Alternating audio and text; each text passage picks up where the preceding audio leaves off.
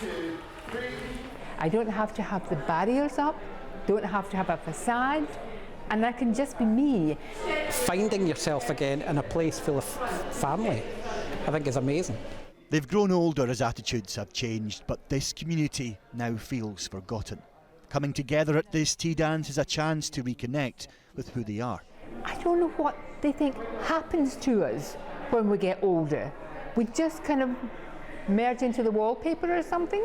We don't exist. There doesn't seem to be an understanding of the fact that there are older people who are LGBT. You think it's just going to be dancing, but it's certainly not just going to be dancing, it's the whole social aspect of it as well. This project's based on tea dances in Australia, which celebrate a generation that's faced discrimination.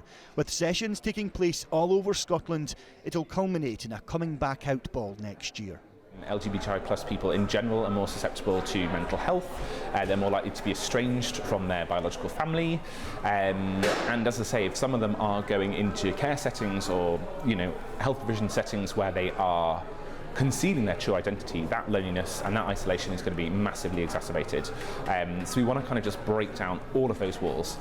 That's echoed by a charity in Scotland which says society has to change.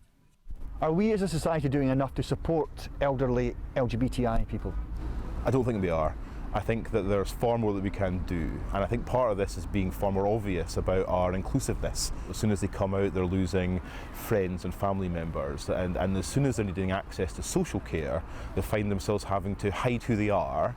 Because I'm still struggling with it, the idea of being gay in a straight society.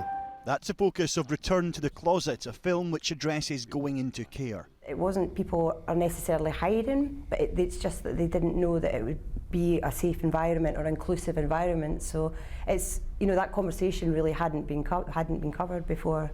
This is an education tool. It's a tool for opening up discussion. It's a tool for change. Their film and this project are about visibility of a community that broke down so many barriers but now needs help to overcome new ones. Alan Jenkins, 5 News, Glasgow.